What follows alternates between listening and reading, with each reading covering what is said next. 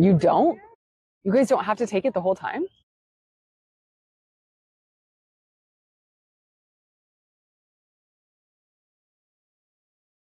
I'm not, so I don't think so. Got it. Great.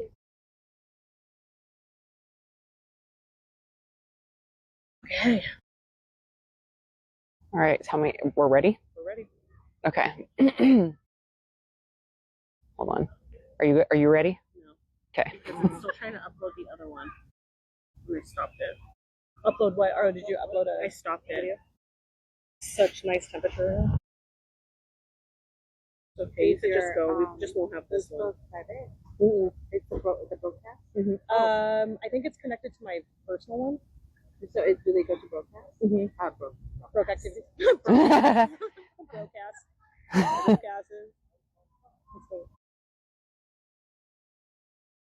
Go ahead. Okay.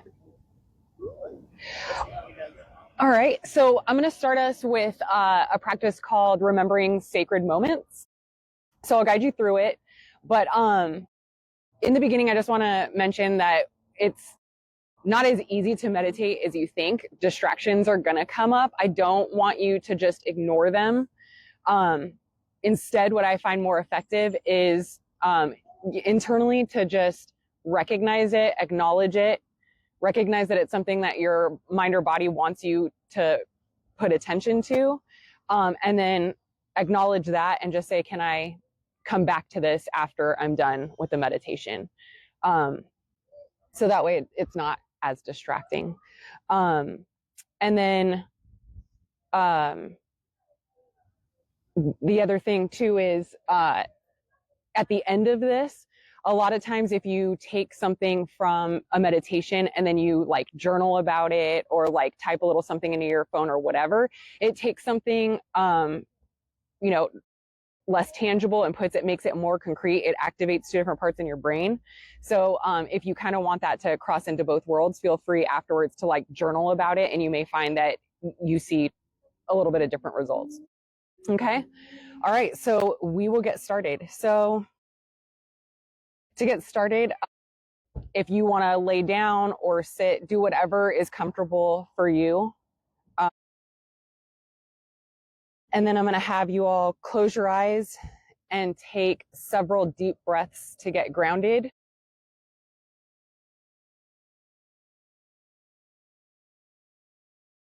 So try to breathe in through your nose and then out through your mouth.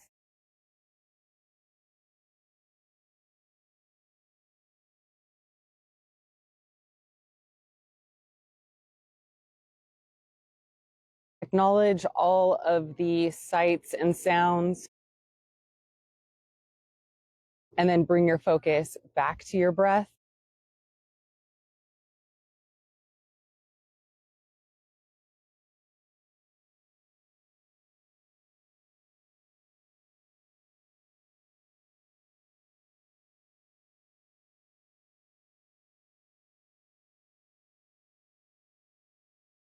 When you breathe in, pay attention to the part of your body that centers you and makes you feel most grounded.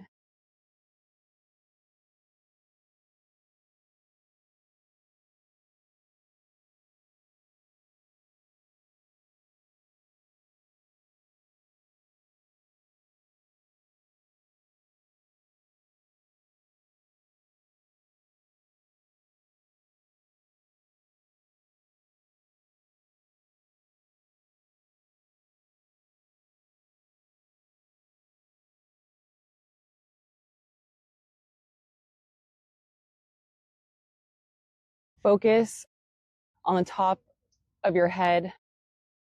Breathe in and let all stressors and tension go on your breath out.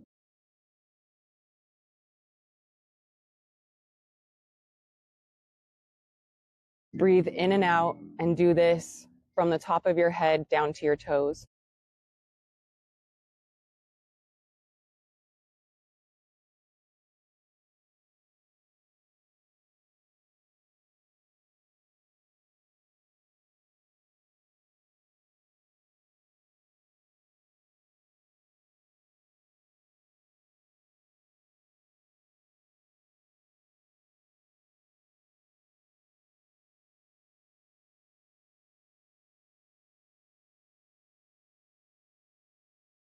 Now I want you to start recalling moments that felt particularly sacred to you.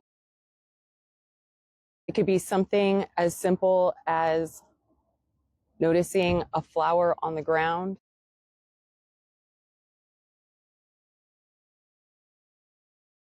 It can be hugging a loved one. It can be sitting in nature, experiencing a sunset by yourself. Just think of moments where you felt love, connection, joy, and full of life.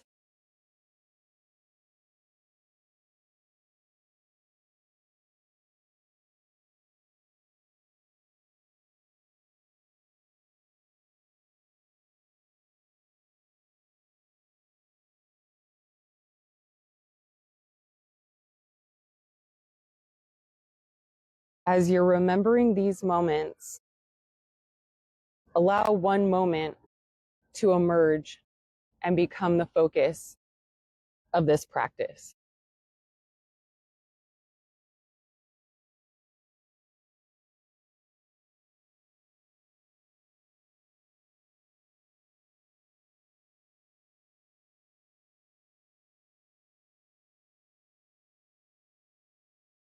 Remember what was happening in your life at this time.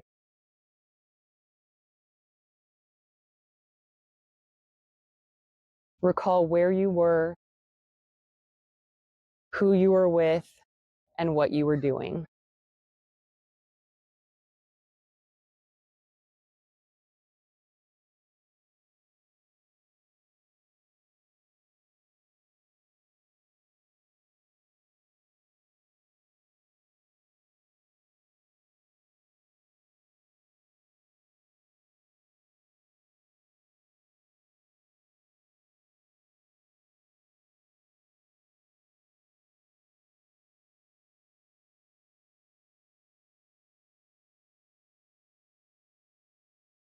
Remember all the sensations of that moment.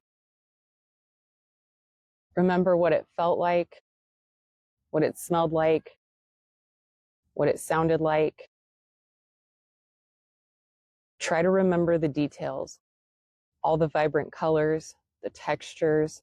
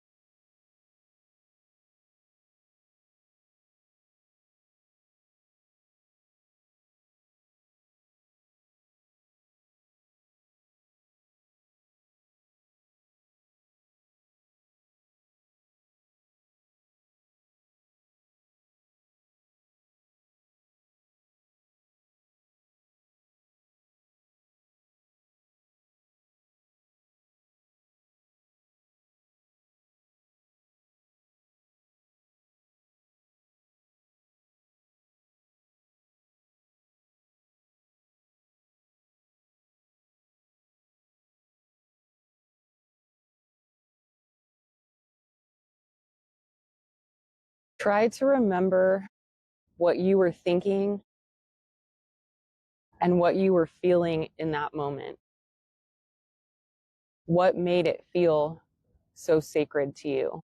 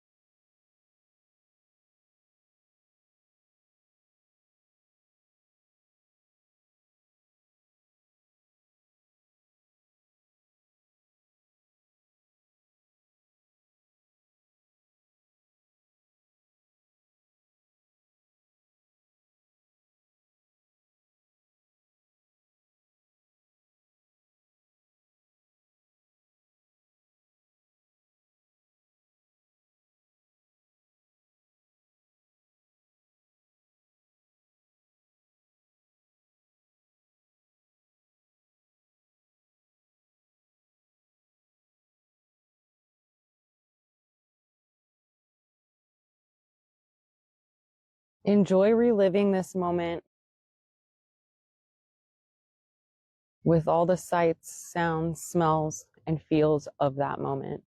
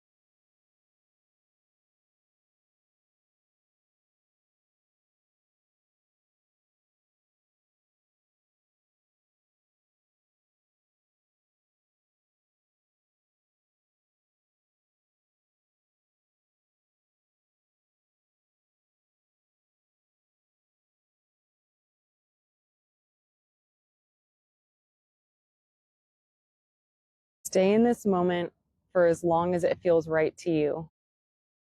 And when you're ready, begin to bring your focus back to your breath and then back to the present moment and open your eyes. Try to figure out if there's an invitation from the sacred that you would like to take back to normal life with you.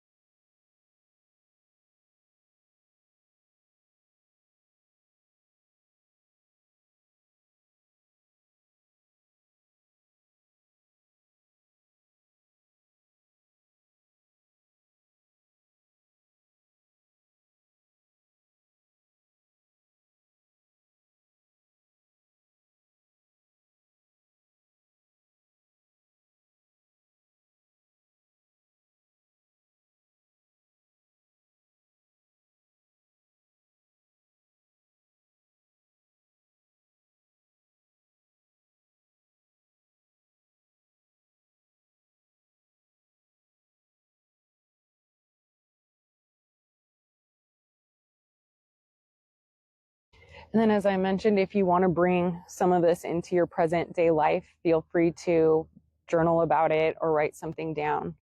And then another thing you can do is find a tangible object that reminds you of that moment and carry it with you. And then when you look at it or feel it, you know that the sacred is with you in that moment. So it serves as a reminder.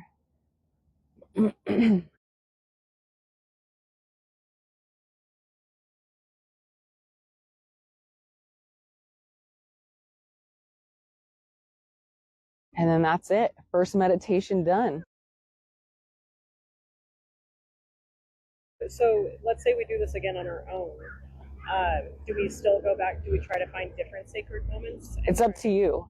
So the theory behind it this is going to be way too much information, but it stems from Saint Ignatius doing practices. And what he would do is take a Bible verse and he would read it beforehand and then focus on that story. And he would try to like relive it in his mind with all the sight, sounds, textures, and all that kind of stuff. And what he ended up doing is like if his mind would wander to something, particularly if there was like a distraction and he brought it back and then the same thing kind of distracted him again. The idea was that your body or your mind is calling you to that for a reason, and it's being led by the sacred to focus on that. So it's almost like a prayer that's interactive, saying, hey, focus on this thing more. And you may get more of a lesson out of that. So you kind of, I would say in the beginning, as you start doing this, focus more on the moments, whatever moment you choose. But then if your mind starts to wander, it's an invitation that your body may need healing or something in that respect. So then you start to kind of go with that and just let it interactively take you where you need to go. And how often do you recommend us doing this? As often as you want. So the reason I like this as like a beginning one is because it can be as long as short as you want. But it starts to teach you how to get grounded and also kind of how to, like you'll get better and better at like seeing and feeling and visualizing everything in your mind. So it gets you kind of better at staying in that mental place. And so I find it to be like a good foundational practice. And then you can move on to other practices after that once you do it more. But I like to do it when like I just want to be uplifted.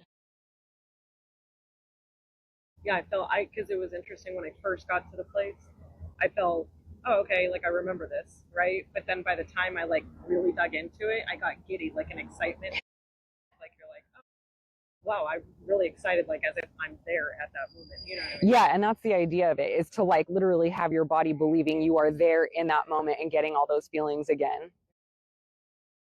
I know, look at this, look at this. I can't even imagine trying to do that with my dog. That would be a disaster with Dean. Well, that was awesome. Thank you so much. Thank you. Yeah, thank you guys for coming. I can see how that can help every day, like at the end of your workday or something, if you can find quiet space.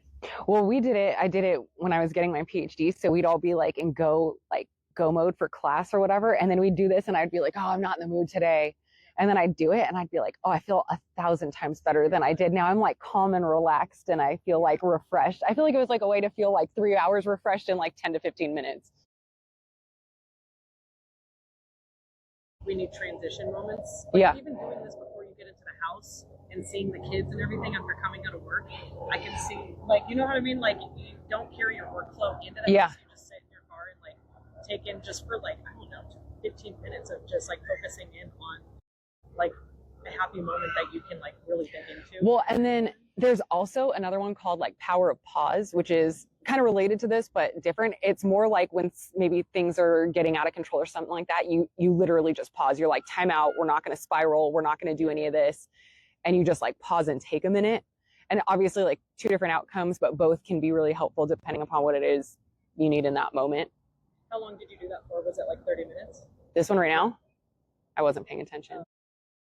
I feel like when I try to pay attention to it, then I like force it too much. And I haven't led a practice in a while, so I'm already self-conscious about it. So I wanted to be more like feeling how it went with everybody.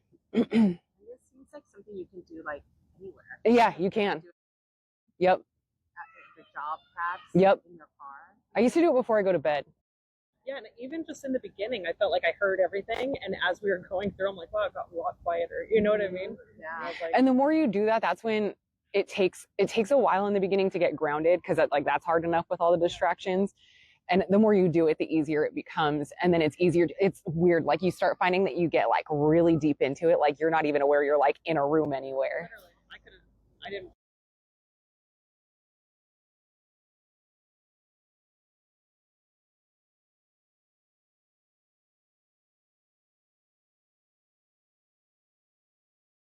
Looked up and I was like, "What, has she always been sitting backwards?"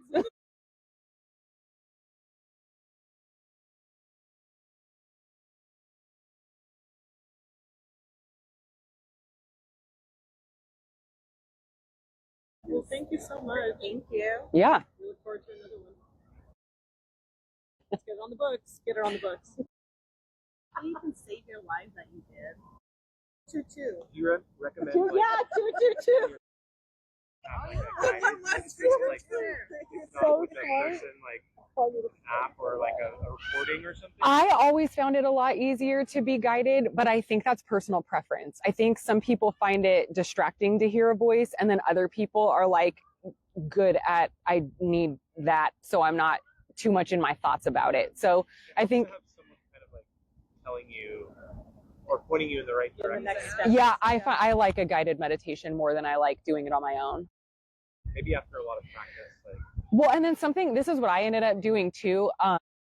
Did it first to like help me when I was teaching people, but then I ended up just using it, is like record yourself doing it, like kind of talking yourself through it. So that way, if you need a guided meditation in the future and you kind of want it custom tailored to whatever you want, you just play your own recording and guide yourself. Yeah.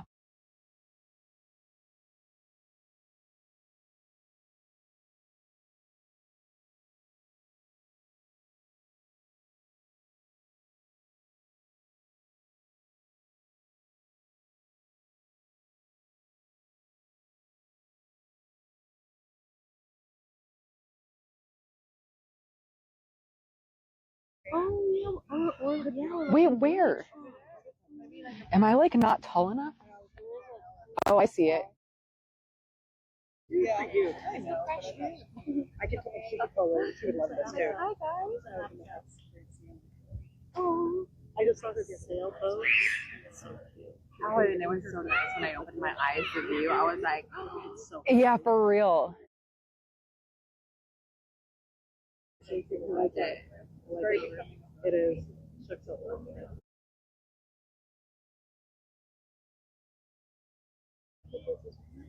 This is Stephanie.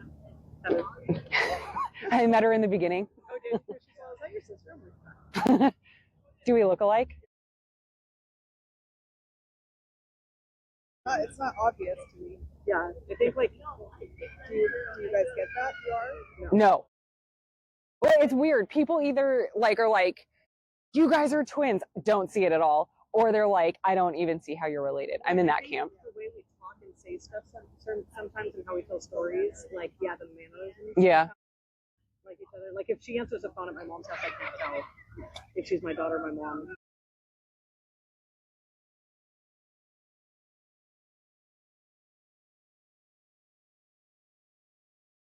And then let's see if we can post your live stream on.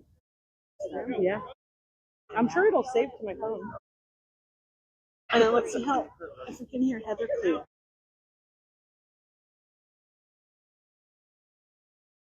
Oh, she has a little clip. It's going to be so loud, I bet. I know, I hope not. God. I always wonder that when I'm in like team meetings and you can hear someone breathing and I'm like, do they know we can hear them breathing or do you not know?